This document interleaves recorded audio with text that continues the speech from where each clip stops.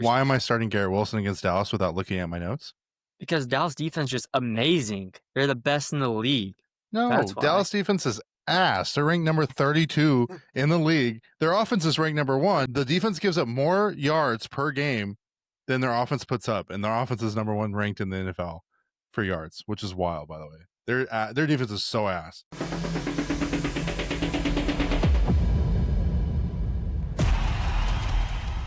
Hey everyone, welcome back to Encinas Unfiltered. We are informed, unfiltered, and unmatched. If you haven't already, please like and subscribe.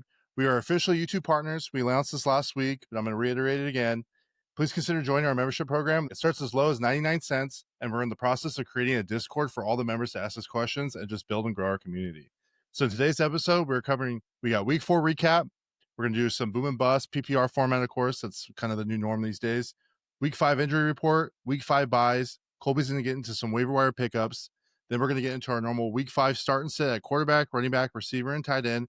And just to reiterate, and this is kind of specifically to X, you're not looking at your top guys. You're not looking at your Trey McBrides, your Brock Bowers, your freaking, I don't know who's the top quarterback, Lamar's and your Josh Allen's, right? You know, you're looking, or your Pukas, you're the best receiver in football right now, stats-wise.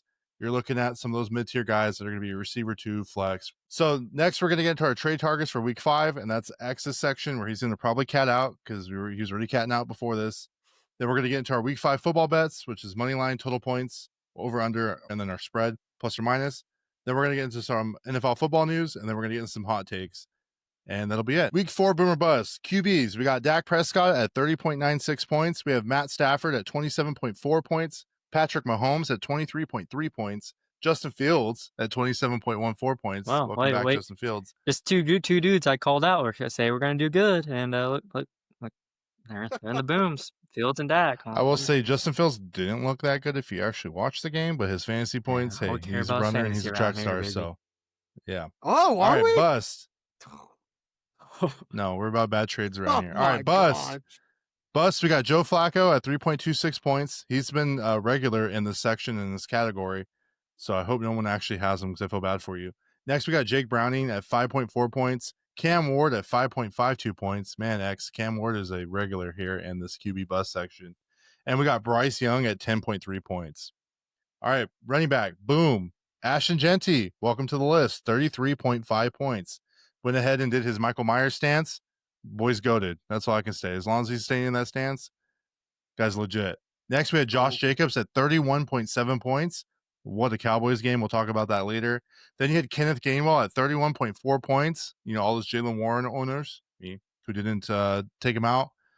Feels bad for all of us. And then you had Justice Hill, 28.7 points. Feels bad for all those Derrick Henry owners out there that have absolutely just not had the production as of late. All right, running back bust. We had David Montgomery at 1.2 points. That's your boy, Kolby. I don't know what happened there. It's almost like someone called the Cleveland defense actually being good against the run. Then we had Jacory at 7.7 points for Washington. Derrick Henry at 7.8 points. And Nick Chubb at 8.2 points. Receiver boom. Puka Nacua. Receiver 1 in football. NFC and probably in the NFL. 36 points. Crazy. George Pickens, 33.4 points. Romeo Dobbs, 29.8 points. A sell high candidate while you can. I don't think it keeps up.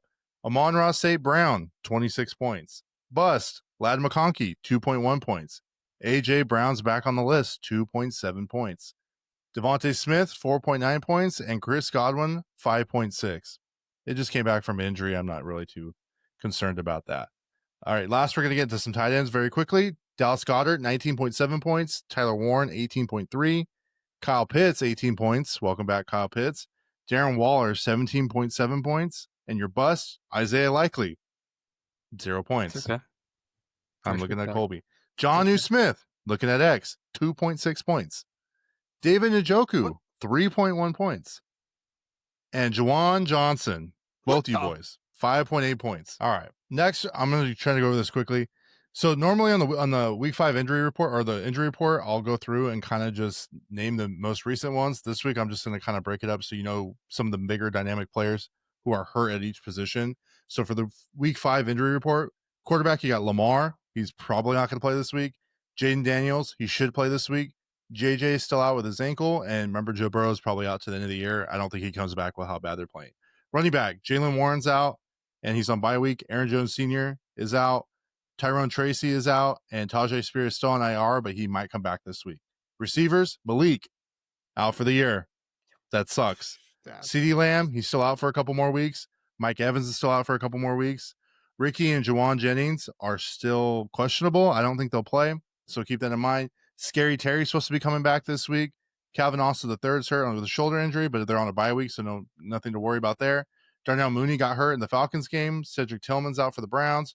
Jalen Coker's out. Alex Pierce, De'Ami Brown, and Xavier Legette. I know those are some deep picks, but there are some St. Dynasty players out here. So those are some of your deeper guys. Tight end, George Kittle, he's still out. Colston Loveland, Jatavian Sanders, Michael Mayer with a concussion, and Noah Fant for the Broncos with a concussion.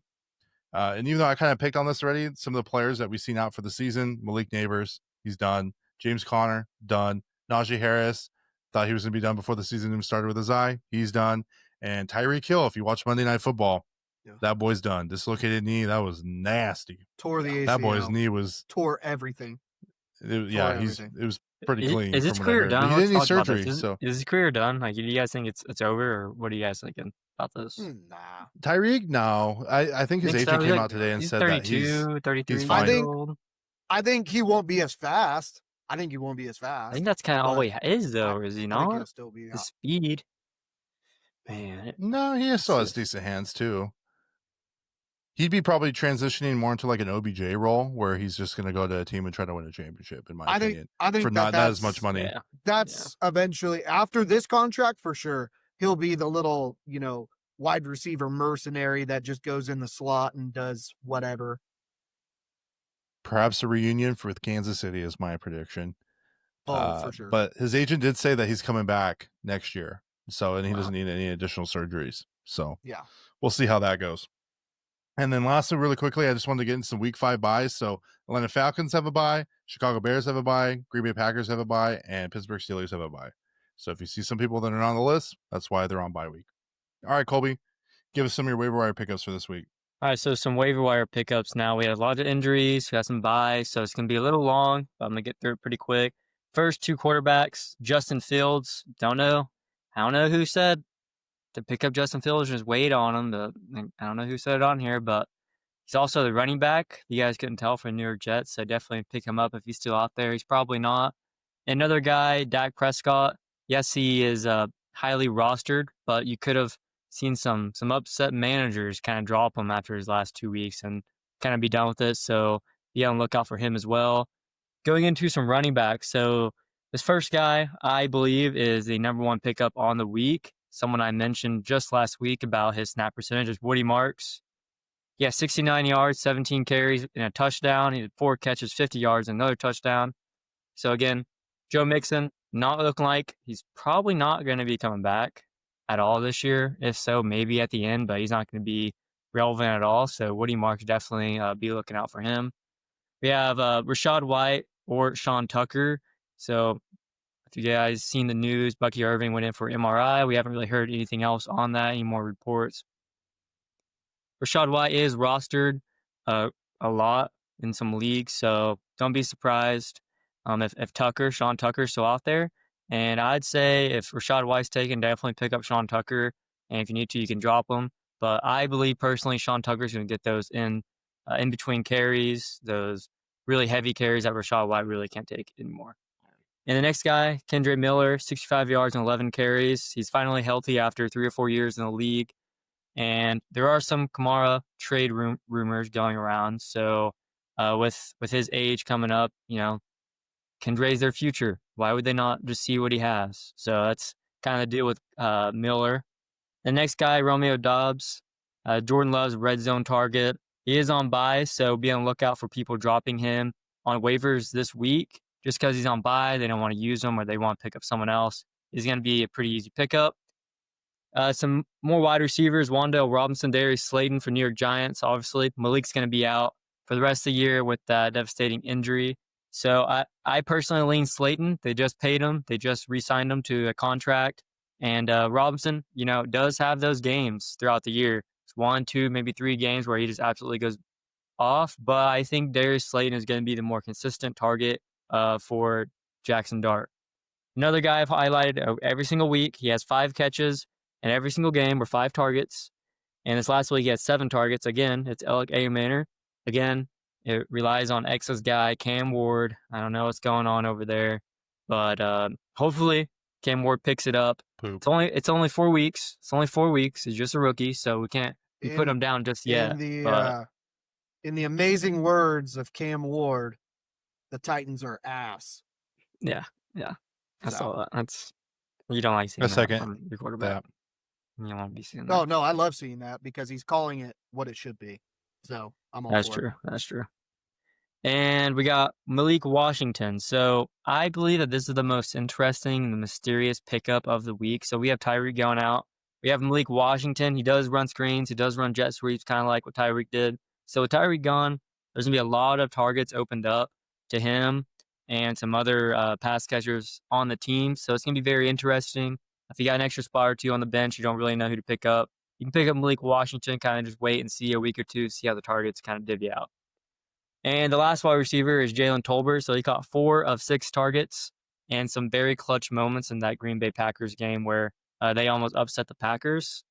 And, if that keeps staying on this pace that he is, he's leading the league in yards. I wonder who said that in the beginning of the year that he's going to do that. But if he keeps on this pace, Tolbert will be a good play for the next 2 or 3 weeks until CD comes back. Moving on to some tight ends real quickly. So Dallas Goedert, I know, or Goddard, probably should be rostered. He might have been dropped in a couple leagues just because of his poor performance over the last 2-3 weeks. But definitely be picking him up. Really no explanation needed other than he's on the best team in the NFL, and they love running the ball and throwing short targets. And that's probably the number 2 priority this week, Darren Waller. Again, with Tyreek's injury, target share is going to be divvied out more. His first game back, he gets 2 touchdowns, 4 targets, and he had a very limited snap count. And I'm very curious to see what he does when he's out on the field getting more snaps. And then 2 tight ends, they're kind of sleepers in deep leagues.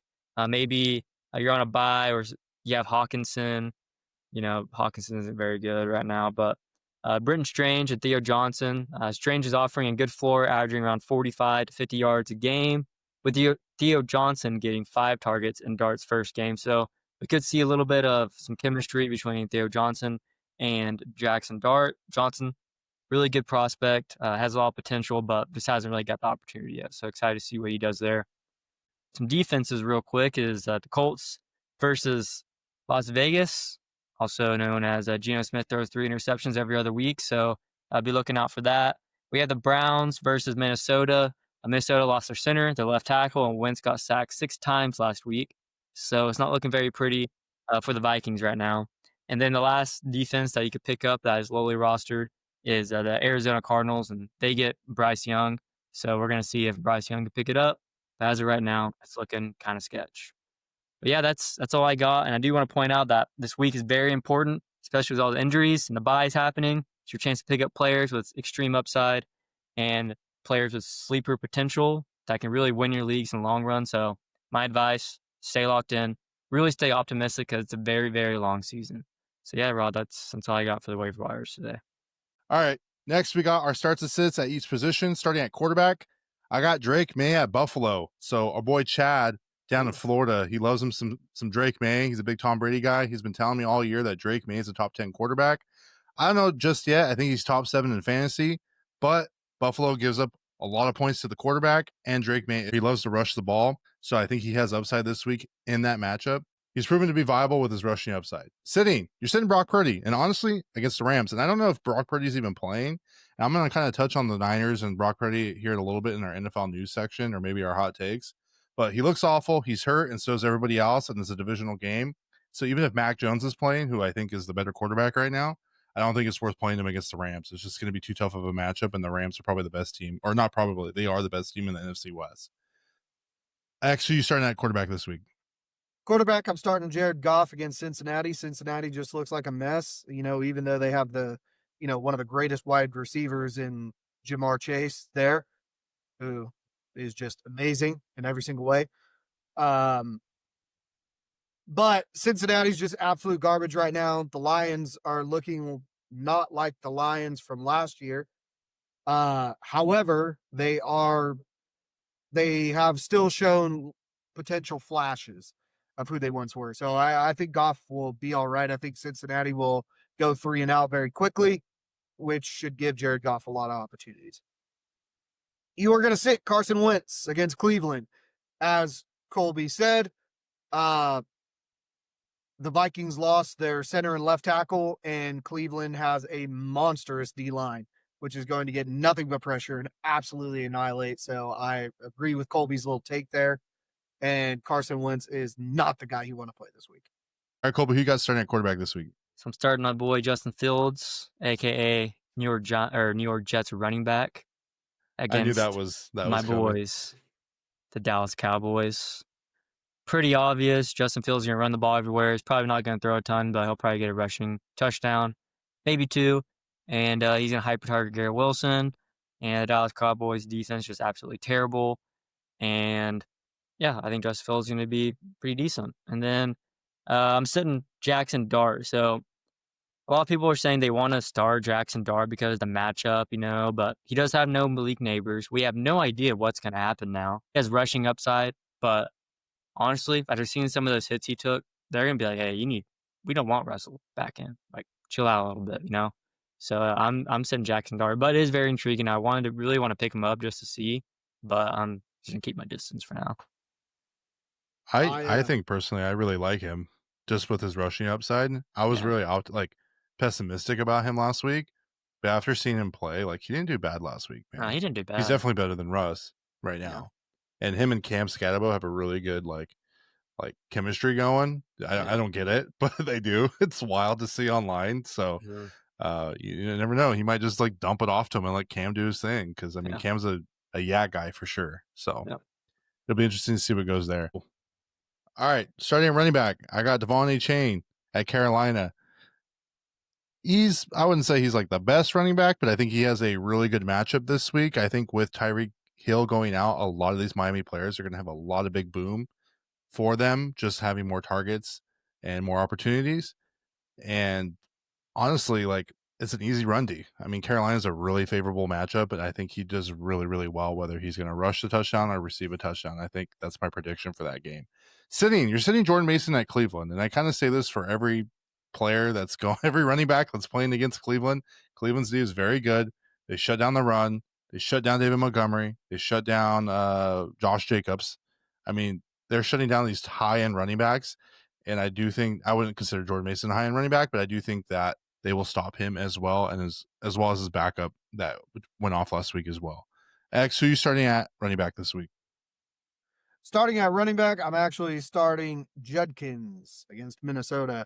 I think, like I said previously, with Wentz's issues that are going to happen with Cleveland, I think that it's going to be kind of low scoring enough for Judkins to actually, get a lot of work. It's not going to be a high scoring game where, they're going to have to throw the ball a whole lot. So the running backs are going to get a lot of action there. And I think that Judkins has been holding his own. You are going to be sitting Ashton Jeanty against Indianapolis. Indianapolis has been doing a good job as of late to be able to play, if not equal to the caliber of a good team, to if not better. I thought they were jokes.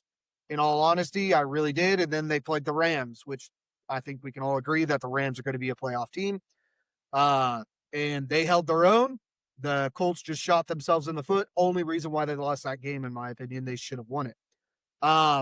So I think Jeanty was a one-time go. I still don't believe in him. And I think that this game will show everybody and kind of bring everybody back down to earth when it comes to him. I got a question for you, Alex. Give you heads up earlier. I may ask you 2, but I'm going to ask one. Would you rather start Ashton Jeanty against Indianapolis or Devontae Williams at the New York Jets? Devontae Williams. Okay. And then the last one, I'm going to go Ashton Jeanty. See, I'm looking at a list here. Okay, Ashton Jeanty or Tony Pollard at the Cardinals at Arizona. I'm just picking some Tony dudes that Pollard. maybe got drafted a little later, that people maybe they drafted Genty, but also drafted these guys later in their draft. So maybe, that they have them on their bench, but they could swap them out. One more. I would say Tony Pollard because Tony Pollard is more reliable. One more, which is probably an easy layup, but I'm just curious what your logic is. Genty or Woody Marks against the Ravens, the waiver wire pickup for this week, number 1 pickup. I would go Genty. Kolby, who do you got starting at running back this week? So I got another one of my boys, Dave Montgomery, right here behind me. He's going to have a great game against the Cincinnati Bengals. We just saw RJ Harvey and J.K. Dobbins carve him up, so I really expect Gibbs and Montgomery to do the same thing. Montgomery has carried me. I kept him in my keeper league. I knew that was going to happen last week, but out of pride, I started him, and if I didn't, I would have won. But we win some, we lose some. And sitting, this is very, very unfortunate because this is a very high draft pick. I drafted him in a lot of my leagues the second round, thinking that this offense would have been very powerful and very good, and he ended the year very well. It's Chase Brown for the Bengals. And again, they're playing the Detroit Lions, really tough defense. And I don't know, it's very disappointing, and I'm probably going to be sitting him if I have some different options until I'm proven otherwise. And I want to give out some pivots to people that, it could work out better. It's Henderson at Buffalo. He's getting a little bit more snaps. He had a touchdown last week, so expect a high-scoring game as well, so maybe get some of those receptions. We have Woody Marks.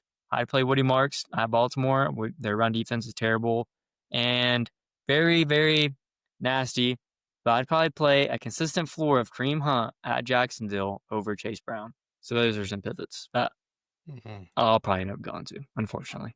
Don't want to. Man, but that's a stretch on that last one. I don't know about all that, but consistency. That's touchdown dependence right there. He's got a consistent floor. All right. Starting at receiver, I got Garrett Wilson versus Dallas. Kolby, why am I starting Garrett Wilson against Dallas? Because Dallas defense is just amazing. They're the best in the league.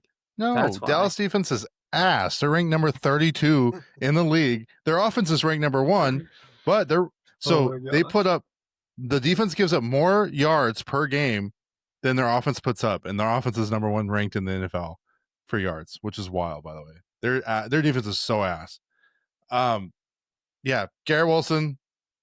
I don't really have anything else to add. Just that defense is ass. Great matchup, even though Justin Fields doesn't throw the ball. Sitting, you're sitting AJ Brown versus Denver. He has to go against PS2, Patrick Surtain. It's not a good matchup. AJ Brown I don't know if he's just getting guarded really well, if Jalen's not throwing the ball. Jalen's too focused on running the tush push, and Saquon got his first touchdown, but it's just not looking good for him, man. It's not looking good for him. So I really, really just don't like that matchup against a high-end, probably top 3 corner in the NFL. X, who are you starting at receiver this week? Starting at receiver, I'm starting Waddle against Carolina. Waddle is now the number 1. I don't think that to be honest, I don't think that Miami's offense all of a sudden is going to start blossoming and booming. However, I think that for fantasy purposes, you're going to start to see the ball get spread around a little bit more. So that might be nice. I think that Waddle coming in now being the number 1 there is going to give him a lot more opportunities, a lot more plays, will be a little bit more spread out for him to be able to kind of wander the field a little bit and do what he needs to do. Sitting, you're going to sit Justin Jefferson against Cleveland. The reason why you're going to sit Justin Jefferson against Cleveland, it is no knock against Justin Jefferson at all. Justin Jefferson is a great receiver if he had a quarterback, but he doesn't, which makes him useless forever until he gets a quarterback. He just hit his first 20 last week. Yeah, if you're the best wide receiver in the NFL, you shouldn't be just hitting a 20 in week 4. It's kind of bad. But regardless, Justin Jefferson is not going to get passes thrown his way because Wentz isn't going to have time against Cleveland's line. So it is what it is there. Kolby, who you got starting at receiver this week? Starting wide receiver is a guy that I told you to pick up week 1, week 2, and these two guys give me shit for it, but it's going to be Quentin Johnson versus the Washington Commanders. Wide receiver, what, 8?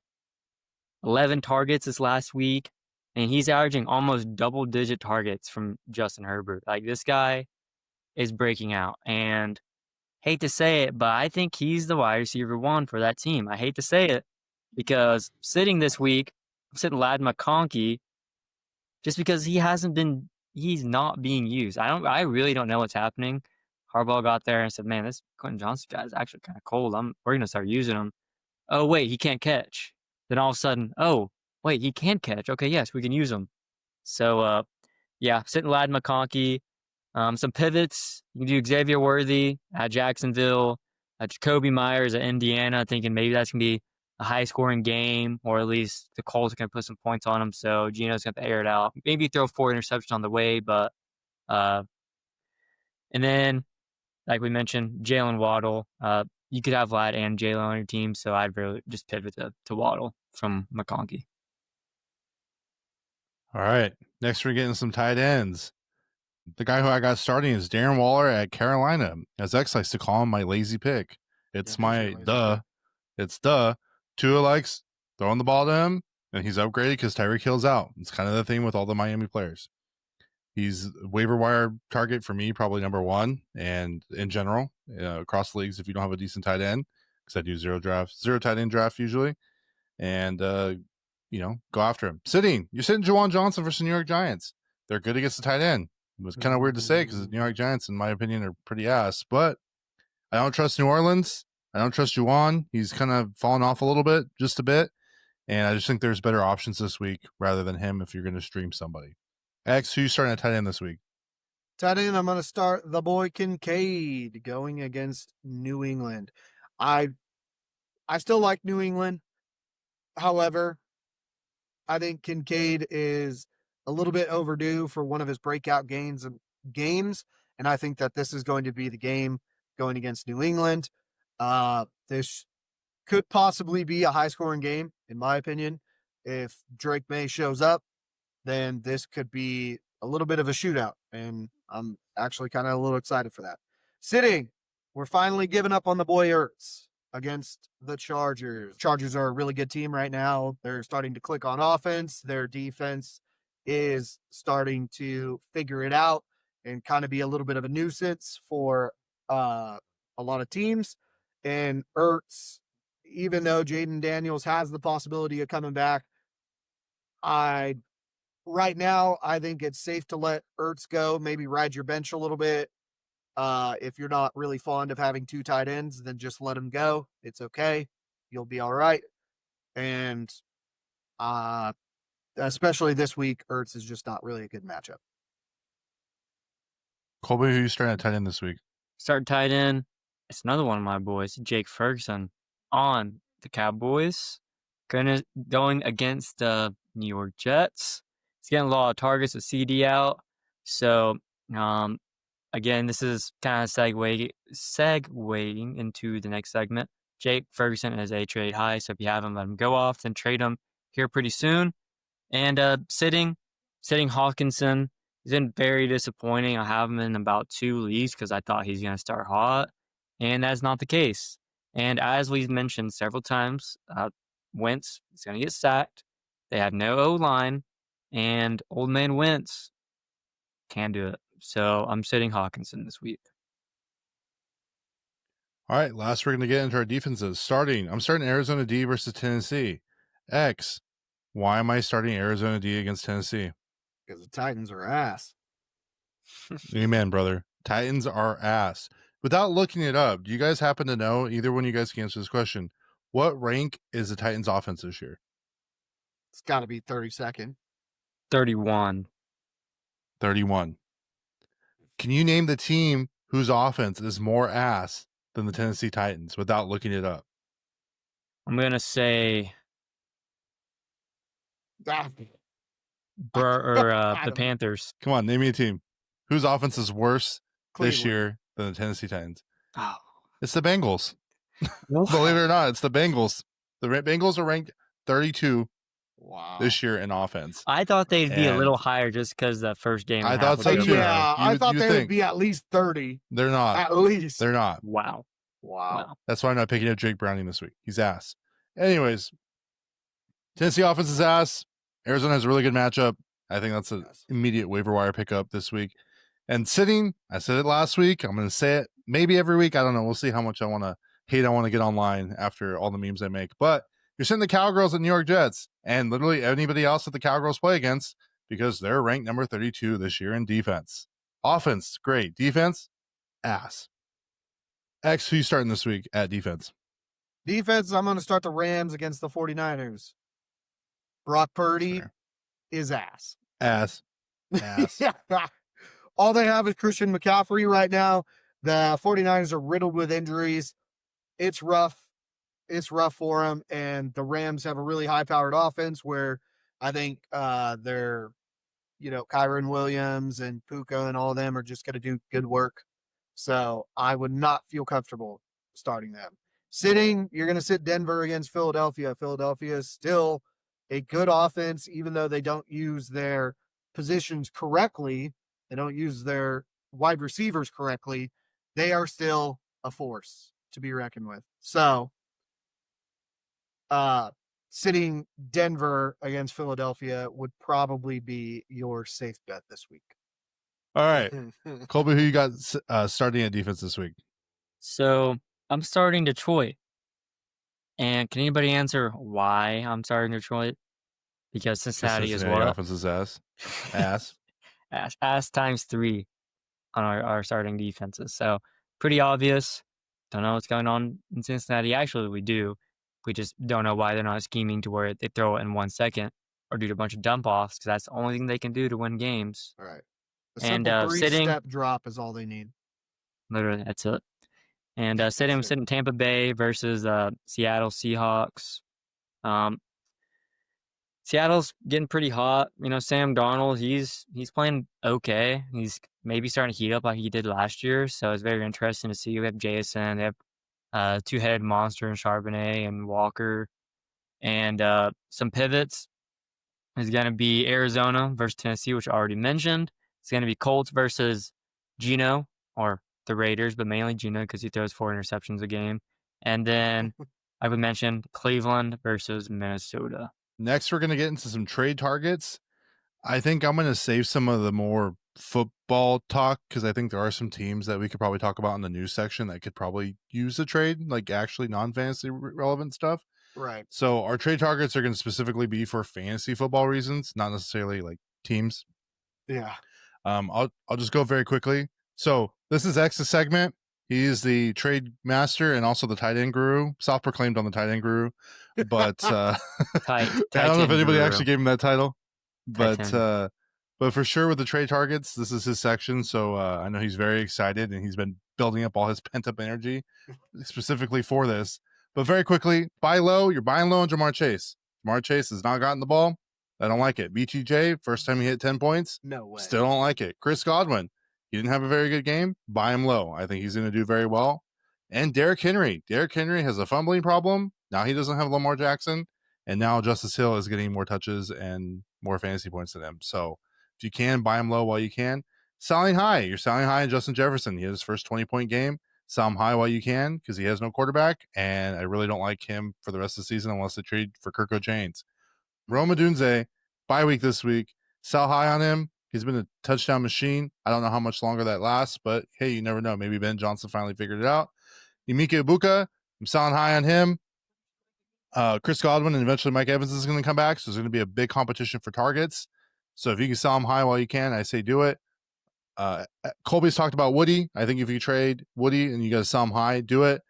You're going to sell high on Cam Scatabo. He's doing very well. I don't know what's going to look like without Tyrone Tracy or when Tyrone Tracy comes back. So that's just something to also kind of consider. Sell high on Genty. Genty had his first big game. I mean, I don't know if we're going to see this week to week or if it's going to be matchup based. I know a lot of people drafted him in that first round for whatever reason. And if you're somebody who did, try to get someone decent for him. That's all I'm going to say. Next, you're going to sell high on Romeo Dobbs. Dobbs had one big game, but And last, you're going to sell high on Kyle Pitts. He finally went off. Kyle Pitts lovers are going crazy, and people love to ride on that hype train. So while you can, trade him and go get like a injured George Kittle or a Tyler Warren or somebody like that. There might be people who are crazy enough to do that, and I say end. absolutely do it. You could do Pitts plus for Brock Bowers, who's been playing very well. I think that might be. You could probably do that straight up for those Pitts lovers out there. All right, X. I think this is a moment you've been waiting for. I'm just going to go straight into it. Who you want to trade away right now? Trade away Waddle. Trade away Waddle. He's got high value right now. He's the number one.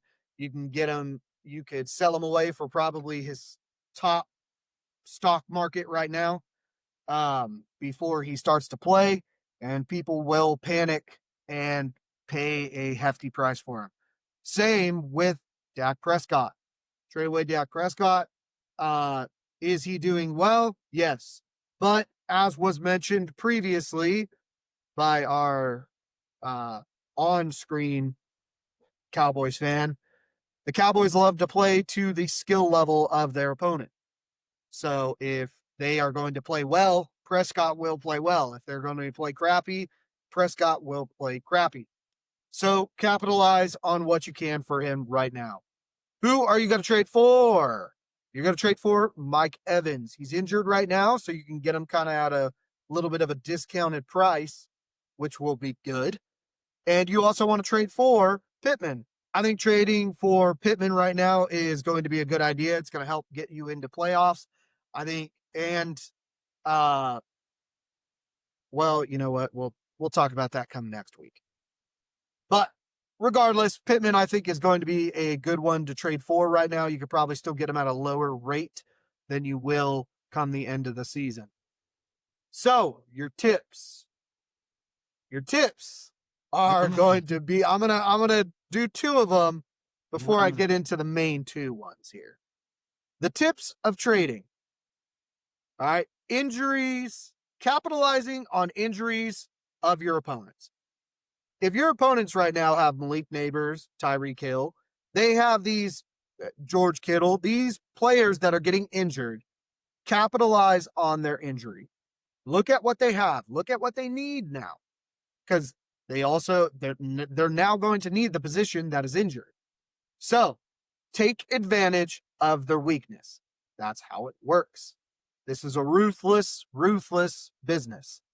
Take advantage of their injuries and play to what they need. Because if they want to be prideful and not accept your trade that you are 100% taking advantage of, then guess what? You don't got to worry about them in playoffs because they're going to lose too much. So they are going to have to make that choice whether to save their season or not. Next, injuries of players you're trading for. Be weary of the players that you are trading for. For example, if you're going to trade for Puka, Puka is known to get injured. All right? Puka is known to get injured. So be understanding that what you're trading for is a possibility of an injury. Please be mindful of that when you are trading around the leagues, doing what you do, right? You're using my tips. You're creating a dynasty of a team this year because you're listening. All right? Be mindful of that. Now, we're going to start to get into the next two. All right? This is a very highly debated topic right now, especially in our league. So a little backstory. There may or may not have been a trade that was put out in one of our leagues and was vetoed. Yep. All right. I agree with the voting process. I think that should be done for every single trade that ever happens for specific reasons, which we're not going to get into for the sake of time. But this trade might have involved Puka and Justin Jefferson. There were two other running backs that were in there, but they are irrelevant in this equation. Who are they? Irrelevant. 100% irrelevant. They have no relevancy to what is happening. One of them was a starter. It is a starter. No, that makes no difference. It makes zero difference. It makes zero difference. Hold on. I hate to interrupt, but I think at this point, we're already like saying what it is. I think we just need to share the backstory. We've already with the audience of what's going on. We've already but not everyone watches every week. So leave this in. No, we're leaving this in. No. It's exactly what it should be. It's exactly what it should be. The running backs mean nothing. The trade essentially was Puka for Justin Jefferson. That was essentially the trade. Those are the parts that matter. So here, that trade alone is going to segue in to my next 2 points in the tips that you need to take care of. Don't trade for the name alone. Justin Jefferson is a big name. Yes, he's going to do well, but he's not. He's not doing well this season. There's no way that a self-proclaimed amazing wide receiver is just hitting a 20-point game. First time this year is just hitting. To make a point that this trade includes me, so if everybody's watching, 100%. This is a trade. I want. That's what I wanted to do. I want to just give background context and let you guys just go at it. So I'm just gonna give context. I cannot just give context. I got some good points. I cannot. It'll be 30 seconds. You're gonna trade. So there was a trade. Here. Let me just say the trade, and you guys can do your thing. Sure. Like a 30-second rundown. Kolby made a trade with one of his buddies, who his team's not very good. Call it a spade a spade. That's one of my favorite things to say. His team's trash. Kolby was going to trade Cam Scatterbo and Justin Jefferson for Puka Nacua and Ollie Gordon. I also don't agree with the trade. I think Cam, yes, he's a starter for a couple weeks. I don't know if he's going to be a forever starter. And I think that's where my thing was at. Because to me, Cam and Ollie, Ollie is a chain's injury prone anyway. So you could possibly have a starting running back. And Cam, I just don't know if he's going to be there for 2 weeks. But Puka is for sure receiver 1. And I think at the time, Justin was like 23 or something like that. I don't remember off the top of my head. 25. So this is where this whole debate started. I vetoed it. X vetoed it. Some of the other guys in the league vetoed it. I think even some of Kolby's friends vetoed it. And it kind of became a hot topic. So a lot of those things, if you look back on this episode itself, you'll see there's little digs and jabs the entire time. So when we start talking about Puka and Justin, you'll know what we're talking about. And I know it took so long to talk about it, but this is just me laying the foundation for everybody. And I'm going to let X and Kolby just kind of do their thing. So X, say your piece. Kolby, I'll let you go ahead. We're going to have a civilized discussion. I felt like this is a boxing match. All of it is civilized. All of it is civilized. I can agree to disagree. I can agree to disagree, but we need to run a poll. I'm just curious. If I'm wrong, I will never bring up this ever again. The league poll already said no. So yeah, the social media. It was already vetoed. No. But going back go ahead, X. To the tips is you do not trade on name alone. And it segues in to my next point. Points. It all revolves around points. Right now, Justin Jefferson just hit a 20. You're going to tell me that Puka, who's been constant 25 pluses this whole week, is equal to Justin Jefferson? Justin Jefferson has no quarterback, now has no line. What is he? How is he worth Puka Nacua? He is not. Anybody with a logical mind would know that he is not. He is not at all. There's no way you could convince even somebody that didn't even know football. You just put their stats in front of them, they're going to go, yeah, no, that guy sucks. It is no dig at Justin Jefferson's ability. Justin Jefferson is a great receiver. We can all agree on that. Top 5 in the NFL, for sure, no question.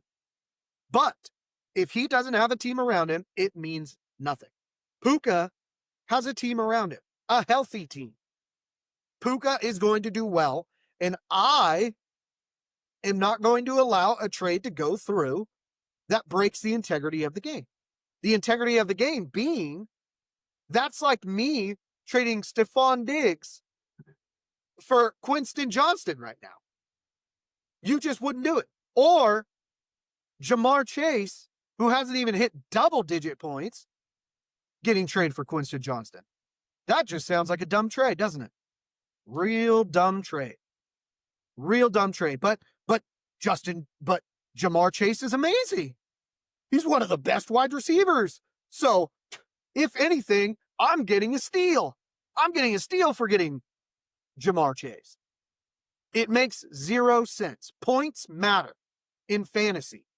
Just as Patrick Mahomes is not good in fantasy football, he has been a little bit, a couple times this year, but in fantasy football, he is not a good quarterback. And the same goes for these types of situations. I am not going to allow a trade to go through if it is horrifically going to change the balance of it all. Okay. Before I let Kolby go, Justin Jefferson, the first 4 weeks, 14.8, 11.1, 12.5, 22.6, receiver 15 this year. Puka Nacua, 23.1, 27.6, 22.8. Last week, 36 points. Wow. Receiver number 1, and overall in fantasy number 1. Can you do? Are you on sleeper right now? I'm on sleeper. Yeah, I just. Can you look at Justin Jefferson's first 3 weeks last year for me, please, and tell me what his points were with Sam Darnold's first 4 games, and then without the touchdown though. Without the touchdown, just -6. I can't do it. I can't do it without a touchdown. I mean, that's you just have to take away 6 points. He had a touchdown every game. That's what he's missing, a touchdown. He's top 5. So what was his points his first 3-4 weeks last year? First 3 weeks was 15.9, 23.3, 20.1. So -6, 16, 11, or 13. So about the same without a touchdown. So I'm saying is he's missing a touchdown. Yeah, but are we ready for my argument? Part of the fantasy game, though. Give it. Ready for my argument? Go ahead. Yeah. All right. Well, you have the floor. All right. There's 3 points I want to make to this. Okay, and you just said them, and we're gonna agree disagree. We're gonna agree disagree. But Fair. number one, 2 of the sell highs, Justin Jefferson and Scatterboo. Who was involved in that trade? Justin. Remember, it's a business. This is a business. Who is on sell high? Cam Scatterboo, Justin Jefferson. That's the first point. They're the sell high. I'm selling them high. The next point, capitalizing on the team's injuries. His starting running back was Breece Hall. And he said, I believe in Cam Scatterboo. I think Cam will be an upgrade. I'll take Cam and Justin, and I'll downgrade a little bit wide receiver and take Justin. You can have Puka. And then number 3 is the injury risk. I knew there was going to be injury risk, not only with Puka, but with Matthew Stafford. That's the type of risk I knew I was taking on with Puka. I was not taking the trade thinking, oh, he's going to stay healthy and Matthew Stafford's going to stay healthy all year. No, they're going to get banged up for 3, 4, 5 games, maybe in a row, maybe stacked up along the season. But that's how I viewed it. I viewed it as I'm selling high on Justin Jefferson. He has a consistent floor around 15 points. Cam Scatterboo, starting running back, was already taken over before Tracy even got hurt.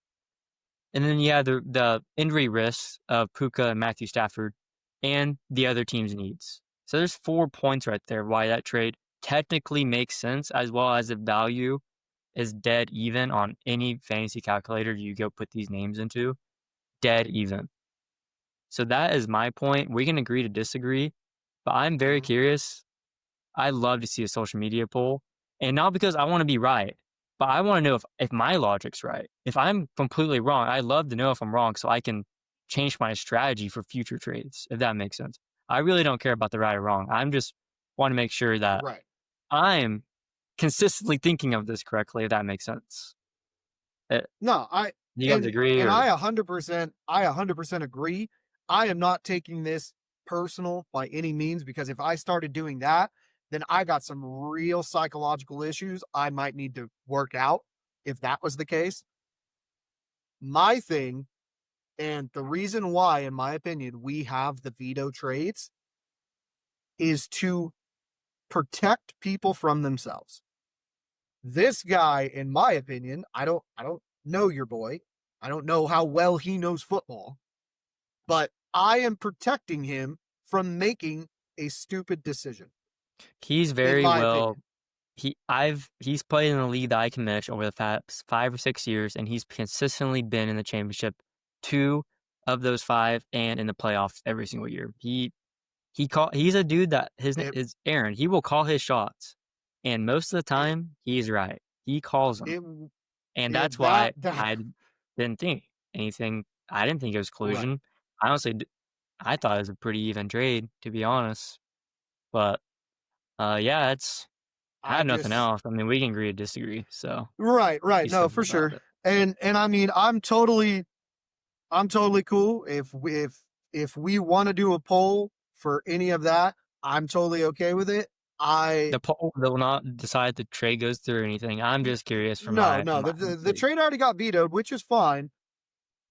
It's just I proposed a trade in our league, which I 100% did on purpose. I did it strictly to only prove my point. Right now, Quinton Johnson is not worth Ja'Marr Chase at all. Can you give the audience a background, like some context of what you're talking about? Because they don't see our league. Or do you want me to do that? I could do that. made a trade. I proposed a trade of Quinton Johnston and David Montgomery for Ja'Marr Chase. To me, my trade was equal to what Puka, Justin Jefferson, that whole trade is. To me, that is how this trade looks to me. Because to me, it makes zero sense. In my opinion, you are trading based off of name alone. And that is exactly why the don't trade for names alone is number one on my tips.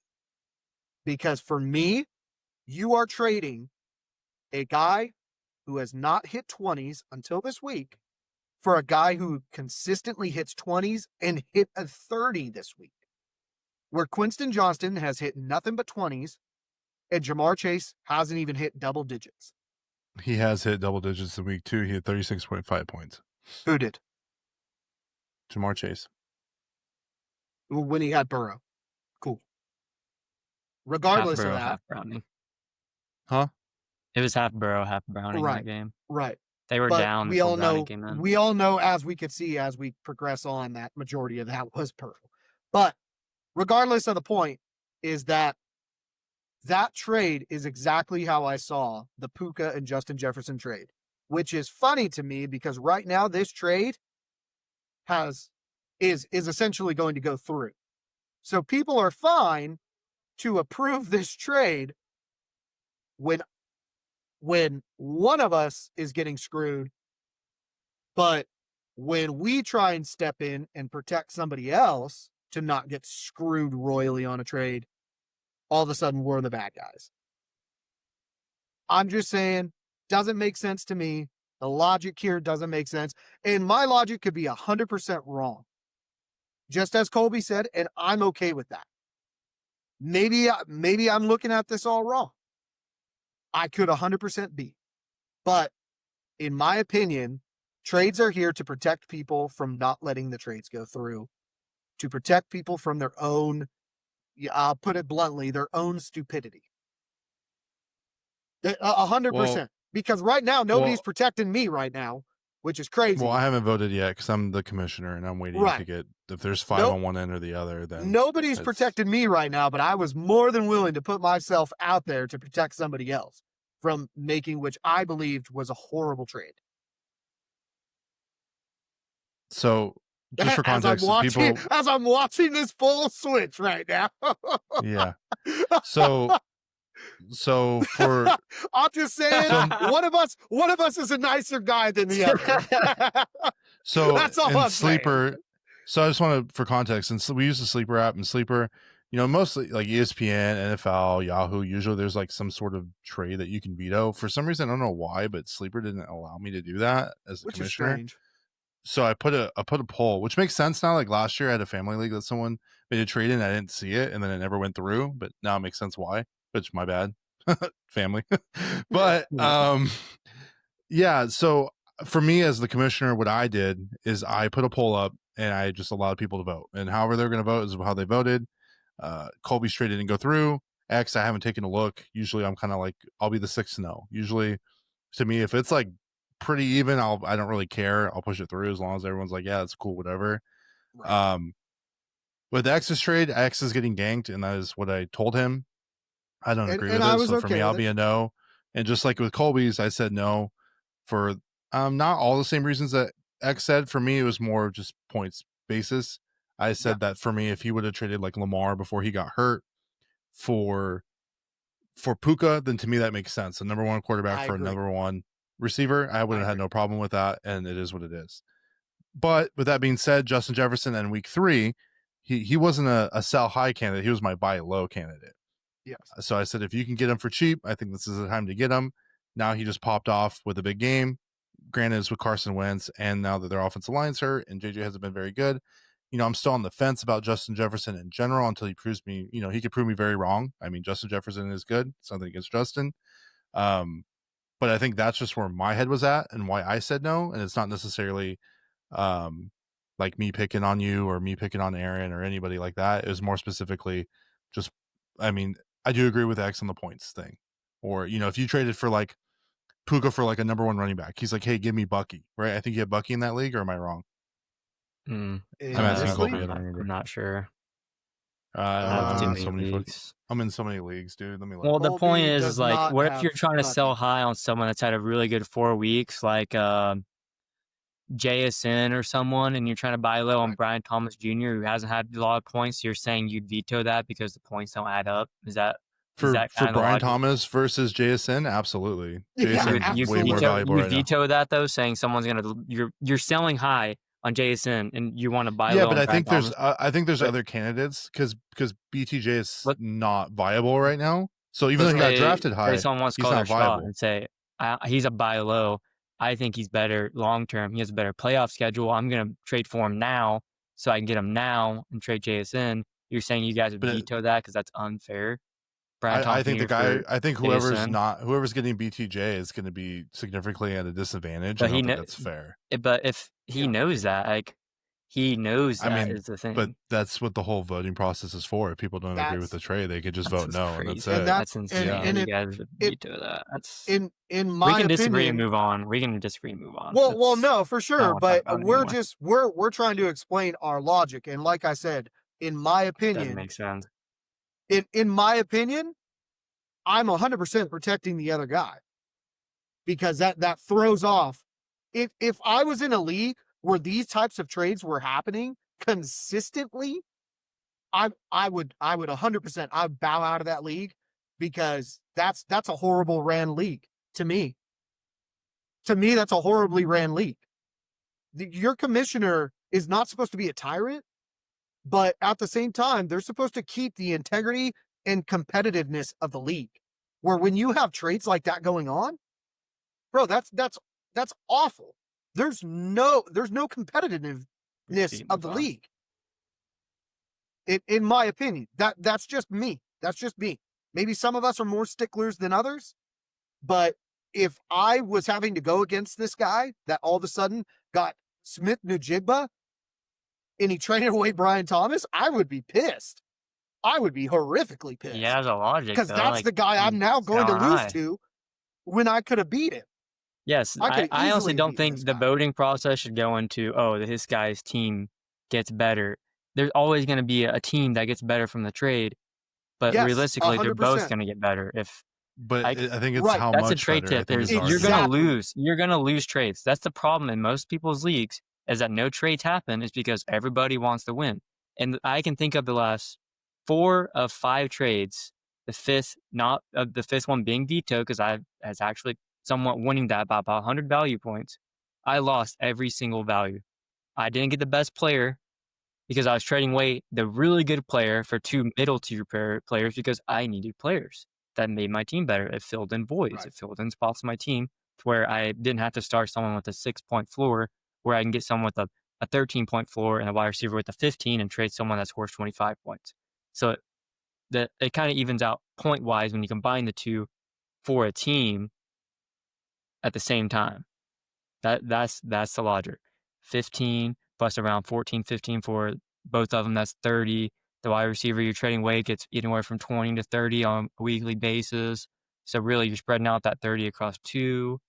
So that's in my opinion, makes them at more of a disadvantage because rather than having one position score you 30 points, now you're spreading it across two that could potentially score you more points if you put in the right guy based on matchup.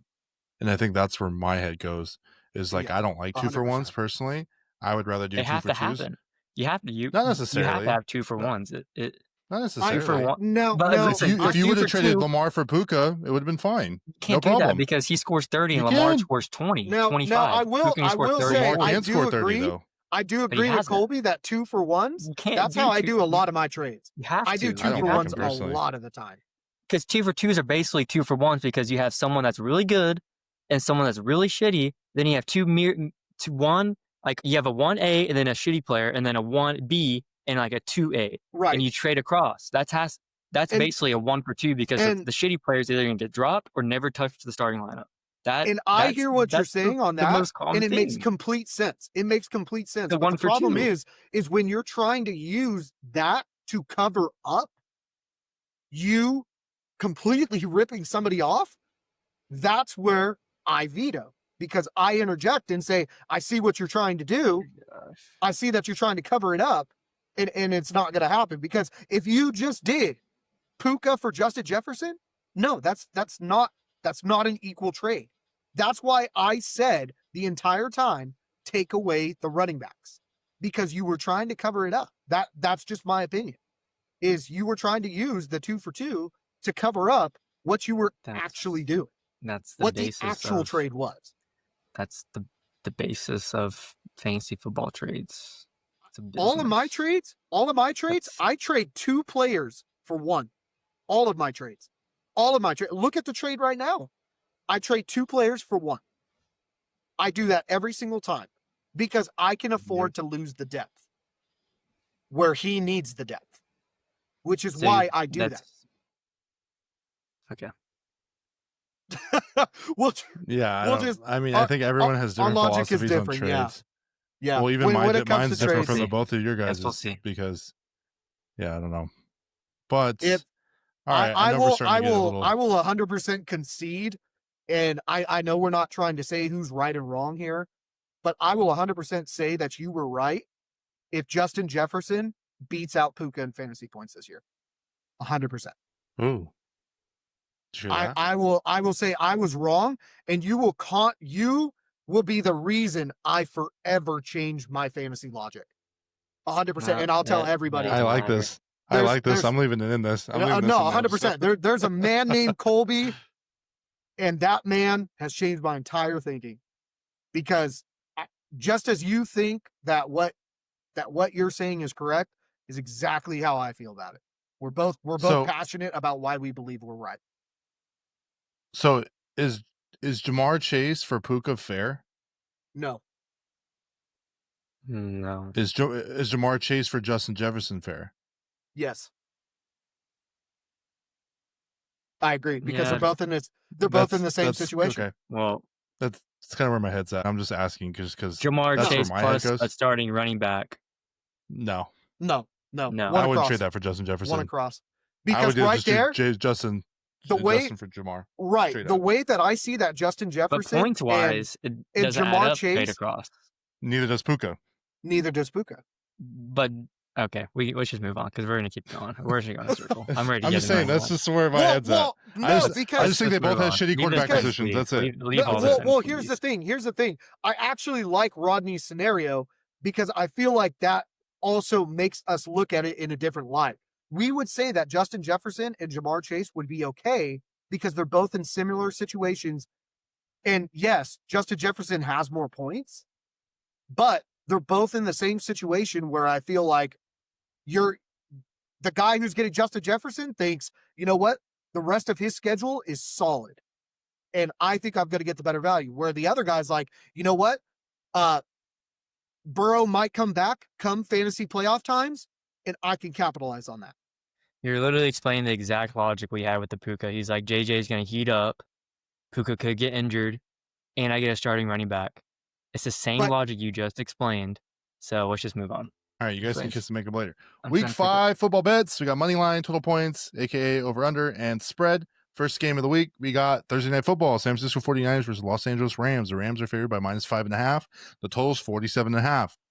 I'm taking under on the total, and I'm taking Los Angeles at -5.5, just because 49ers have a lot of injuries. X. I agree. I Kolby. agree. Next game, Minnesota Vikings versus Cleveland Browns. This is a 9:30 a.m. game, so that means it's probably somewhere else. I don't know where. Is this the Germany game? I don't know. Guess it doesn't really matter. The Vikings are still favored by -3.5, and the total's 36.5. I think I'm going to take the under because Cleveland's defense is good, and there's injuries on Minnesota's offensive line, and I think I'm going to take the -3.5 for the Vikings. X. I agree. I agree as Kolby. well. All right, next game. Las Vegas Raiders versus Indianapolis Colts. Colts are favored by -6.5. The total's 47.5. I think this is going to be a shootout. I'm going over on the total, but I'm taking Colts at -6.5 because Geno is going to throw lots of picks. Kolby. I agree with you. X. I'm going to go under, but I will take the Colts. Next game, we got Dallas Cowboys only favored by 2.5 versus the New York Jets. The total's 47.5. Ooh. I'm going to take the Jets. I don't know why. I'm going to take +2.5. I just don't trust Dallas, and a lot of hate in my heart, I guess, but I will take the over on the total. X. I'm going to go over, but I'm definitely taking the Cowboys. Man, I knew you were a closet Cowboys fan. I love Javonte Williams, dude. Yeah, I'll take the Cowboys. I agree with X Cowboys. I'll take the over. All right, next game, Denver Broncos versus the Eagles. The Eagles are only favored by 3.5. The total's 43.5. I think I'm going to go over on that, but I am taking the Eagles at -3.5 all day. X. I agree with you. Kolby. I agree.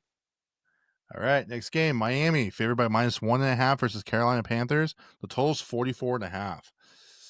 Ooh, I don't know. I mean, I think I'm going to take the under just because Bryce Young hasn't really been doing much. But I think Miami at -1.5 is easy money all day. Kolby. I'll agree with you. X. I'll go under, but I'll actually take Carolina. Ooh. Yeah. All right. Houston Texans versus Baltimore. Baltimore's favored by -3.5. Granted, they might not have Lamar.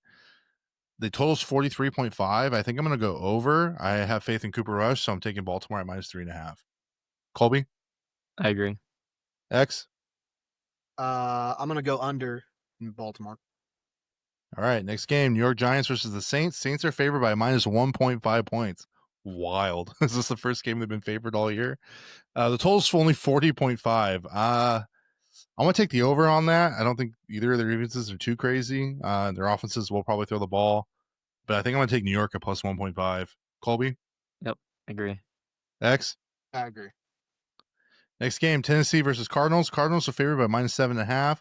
The total's 41.5. I'm taking the under because Tennessee offense is ass, as we've been saying. But I do like the Cardinals at -7.5 all day, even with the James Conner injury. X. I agree. Kolby. Cam, what bounce back game? It's gonna be over. No way.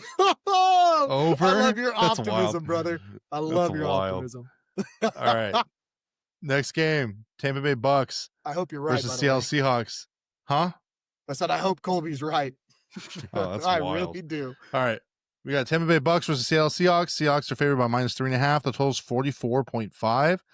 Ooh, I think I'm going to take the over on that just because I feel like they're going to be slinging the rock.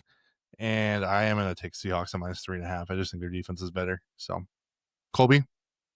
Baker's gonna bake. I'm taking Buccaneers and taking the over. X. I agree with Kolby. I almost called it last week. If I Baker know, wouldn't have dude. went all Hey, I shimmy saw that shimmy and tried to score. make something special happen, they would have Dude, I scored and saw it would have that. been a tie ball game. But he I tried to saw be that score superhero. happening, and I was like, "Oh, dude, Colby's gonna He run it in learned. all of our He faces." learned. He learned it week 3. That doesn't. The better play there would have been throw the ball away. He learned, so it's good he learned now. So later on, he will make those mistakes and they'll tie it up. And I don't know what happened there, but sucks. All right. Next game, Washington Commanders versus the Chargers. The Chargers favored by -2.5. The total's 47.5. Honestly, I really don't know because I think Jaden Daniels is coming back. I still think I like the Chargers, so I think I'm going to take them at -2.5. But the total, ooh, I think I'm going to go under. Kolby. I agree. X. I agree. All right, next game, Detroit Lions favored by -10.5. The biggest spread so far against the Bengals. Bengals playing at home. The total's 48.5 points. I'm going to go under just because Bengals haven't really been able to figure anything out quite yet. So I don't really trust that, but I think Detroit for sure wins by more than 10.5. So I'm taking that. Kolby? I'm gonna take the over. I think the Lions are still trying to prove that they are the best offense in the league, and they're just gonna pile points. You saw it. I think last week they won by like 20 something against the Browns. If I'm wrong, please correct me. And they're not gonna stop even if they're up. So I think it'll go over. X? I agree with Kolby, actually. Yeah. All right. Sunday Night He Football, hit it New England spot on. Patriots versus Buffalo Bills. What's that? Oh, I was saying, Kolby, I was going to have this whole reasoning for it, and Kolby literally said exactly what I was thinking. Okay. It's perfect. Sunday Night Football, we got New England Patriots versus Buffalo Bills. Bills are favored by -7.5. This is a trap game, divisional game. I'm taking the plus money on this. I think it's going to be way closer than we think, 3-4 points. Total's 49.5. Yeah, I'm taking the over on that. I think Drake May gets a couple rushing touchdowns, and I think Josh Allen gets a rushing touchdown and a couple passing touchdowns. So, X? I am Bills to win, yeah, though, just for clarification. Yeah. Bills are definitely going to win, but you know what? I'm going to join you on that over. Let's go, boys. Kolby? I'm gonna do the same. I think it'll be a very close game, like you said. All right. Ooh. Last game of the week, we got Kansas City. Last game of the week, we have Kansas City Chiefs favored by -3.5 versus Jacksonville Jaguars. The total is 46.5. Ooh, yeah, I think I'm going to take the under on that, but I think the Chiefs, that's easy money at -3.5 against Jacksonville. Kolby? I agree. X? I agree. All right. Real quick, what do you guys think is the most intriguing game this week? I really think it might be Seahawks Thursday Night Football. Buccaneers. Thursday Night Football for me. Yeah. Oh, I just think in general, I think it's a divisional game. Both teams are 3-1, even though there's injuries. There's a lot of history, and that's why I think I made the thumbnail that as well, because people weren't really talking about it. But to me, I think that's like the game to watch. That's true. Because if somehow Mac Jones pulls it out, I think there's going to be a lot of things that can happen in NFC West because of that game. Mm-hmm. I think the Bucs and Seahawks is a good game, but I think if Sam Darnold was more explosive, I'd be more excited for it. Yeah. I'm more excited for it because of Baker, if that makes sense. For sure. All right, we're going to get into some NFL news. So there's 2 4-0 teams now left. It's the Eagles and the Bills. Injuries, more and more injuries. I don't know what's going on. We say this every week, but it seems like all of our favorite star players and guys we draft really high in fantasy football are just getting hurt, and it's absolutely ridiculous. And I think the NFL really needs to investigate because this sucks. Like, I'm getting real tired of everyone getting hurt. I'm not going to lie. And this is as a Tyreek Hill owner. I'm over it. Yeah. I was riding or dying with this guy. And then I wanted to ask you guys on the thoughts on the Packers versus Cowboys game, because I've been put out a lot of memes and they're really aging really badly, and people are letting me know, and it's funny, and that's fine. More engagement, the better. Keep bringing it. It's fine. I know. I thought you got the Cowboys were going to lose by 10 or 20 or more. You know, it is what it is. But like initially, just very quickly, like what were your thoughts about it? I'll start with X, and then I'll get into Kolby, and then I'll share some stuff as well. X? Honestly, it segues into my little hot take that I just added on there, was that I think the NFL should get rid of ties 100%. There's no way that I just watched a 4-hour game to watch them tie. Like, I want to see who wins that. Like, keep the rules as they are, right? Each team gets a possession. I think we all love that. We all want to see that. We want to give every team a shot, right? Because even the statistics before that I even came in was like 80% chance of winning if you won the coin toss. So I think we're all in agreement that we want to keep that. However, if time expires, whoever gets the next point wins it. Doesn't matter. Doesn't matter how you get it, when you get it. If you get the next points, you win it. In my opinion, that's what it should be. Oh, 100%. 100%. Yeah, and honestly, I wanted to see Dallas win it, just because I wanted to hear some random comment from Jerry Jones. That's all I wanted. I just wanted Jerry Jones to be like, that's wild. Dude, I had the Packers defense that week, dude, so I was dying. I had -4 points. I was dead. -5. Kolby, what are your thoughts on that game as a Cowboys fan? I agree with him. I hate seeing a tie. When I commented on that Instagram post, Cowboys winning, I truly believed it. I truly believe that their offense overpowers their defense just bad. And it really just relies on Dak Prescott. If he can play like he's been playing, all he has to do is score points. If he can score points and the defense gets one turnover, they can win games. I truly believe that.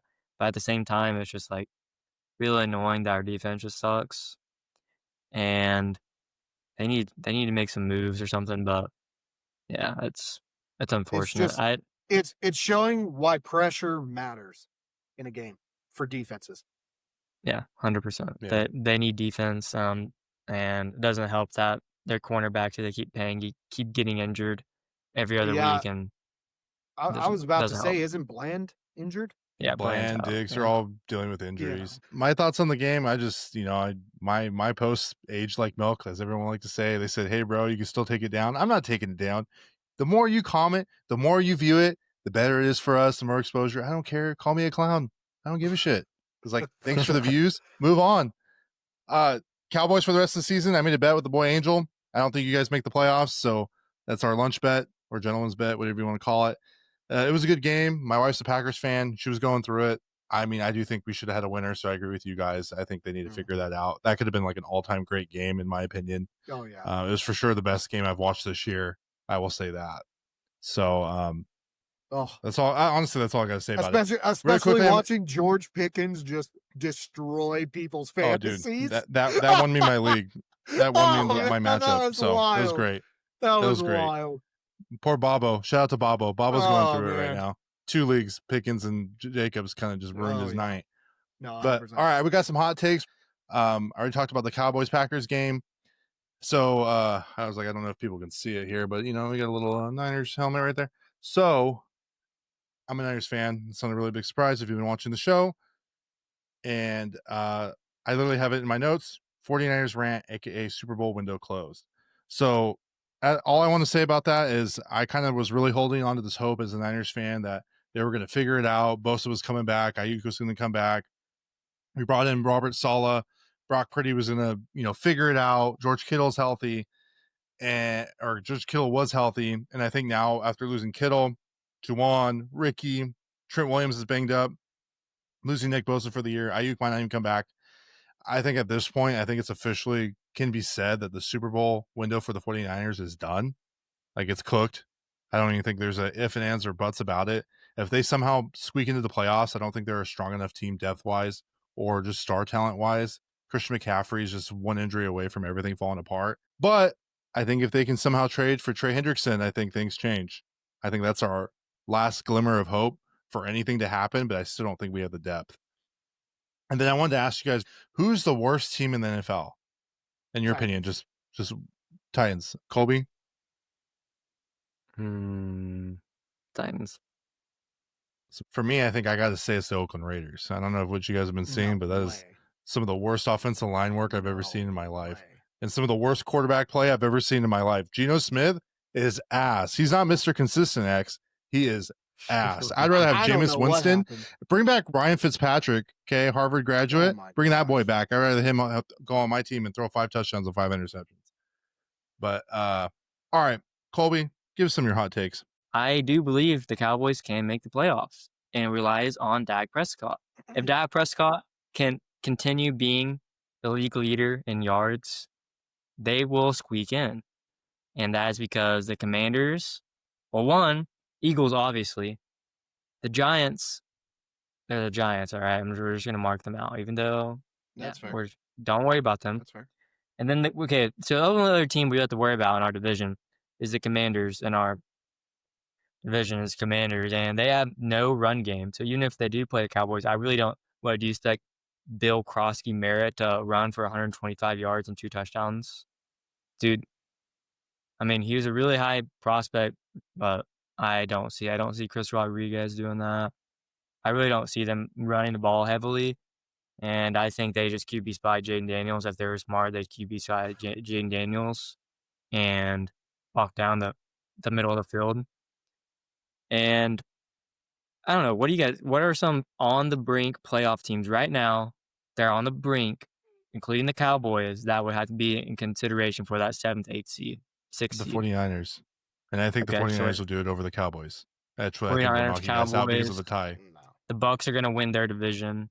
Correct. I believe. That's all it is so. there. And then you have to look at the NFC North, and I think the fringe team is going to be the Bears. Yeah, that really sucks. It really sucks for the Cowboys because they did lose to the Detroit Bears, and so Green that Bay sucks. are gonna. Detroit and Green Bay, one of them is winning the division, the other one's going to be a high wildcard pick team. Well, so it's yeah. like, well, also it helps. It does help the Cowboys because they play the Eagles twice. The Bears, they play Lions and Packers twice. That's 4 losses automatically. Boom, like mark them off. Like they're losing those. So that's why I think some of your divisional games are going to be trap games. So I wouldn't just write off that the Cowboys are going to win those games. And then I think the Giants could be a trap game. we have it's the Saints Buccaneers on over there. We have the 49ers. Man, who's going to win your guys' league? Your guys' division? Rams. Yeah. And then it'll be 100%. Wild card. Man, then it'll be Seahawks 49ers for that too. No, I think honestly. Seahawks won't think- be in the playoffs. No, I No, think Seahawks defense will. is so good though. Yeah, but they didn't I beat like the us. And Seahawks. they couldn't stop Mac Jones. So to put it in perspective, I think they're getting warmed up a little bit. I don't know. I agree. It's gonna be very interesting. This is very interesting. Like we have some teams that could take the 6 through 8 that we have no idea. Usually there's a pretty clear sign, but this year it's just like there's so many toss ups, especially with the Cowboys' defense. So yeah, that's my hot take. They can make the playoffs. Everything goes right, and Dak Prescott continues on his throne of passing yards, and CD comes back. I think I definitely need you to wear a Cowboys jersey next time you give me a Cowboys hot take because it's great. X, you want to give us the? I think that's your hot take. I don't think he actually. I think he actually is hurt because he's not supposed to play. Nope. Just FYI. I believe that Lamar Jackson faked that injury 100%. Nobody, Nope. even the announcers, were even like, "What happened? How did he get injured? What type of injury?" There was no medical staff around him at all. He faked the injury 100%. He faked the injury. He was having a bad game. He wanted out. He didn't want to Anthony Richardson it and tap out. So he was like, you know what? How can I do this? Let's pull a hammy, boys. So They were down by, in my opinion, he faked it. 20 plus, I think, when he got injured. So they knew they couldn't stop the Chiefs. Like even if you went back in and scored 2 or 3 more touchdowns, they're going to answer with at least another touchdown or 2. So why not say he was injured and keep him healthy for the rest of the game without showing the fans that you gave up on the game? They need him bad. They cannot let Cooper Rush. Maybe 100%. this game, but they have some easy games coming up, but they need him or they're not going to make the playoffs. And bye Derrick Henry. You're not staying there very long if they don't make playoffs. There's no point in keeping them. Well, yeah. I think if he doesn't play this week, I think he is injured. I don't think there's any way that he wouldn't play if he was fine. So I think this week will kind of prove that. All right, everybody, thanks for sticking around. Like I said at the top of this episode, we are our YouTube partners. If you want to join the community, it starts at about 99 cents, which I don't really think is a whole lot. We're going to make a Discord that we're working on that right now where we can shoot the shit, fantasy trades, commissioner pages. We'll also have an MMA page, boxing page. We'll kind of separate it for all the different communities within our brand. And like I said at the top as well, if you haven't already, please like and subscribe. It really helps us out and helps the algorithm have our platform reach out to the audience. And if you hear from the shorts, thank you for sticking around too, because I know those shorts are way quicker than this. This is probably like a 2-hour episode almost, maybe an hour and a half. You can follow us on social media. So we're really big on Instagram, TikTok, obviously here on YouTube, Spotify, Apple Podcasts, Twitter probably can use some work, not gonna lie, and we're on Facebook. So check those out. Anyways, boys, thanks for sticking around. Till next time, everybody. Peace. Later.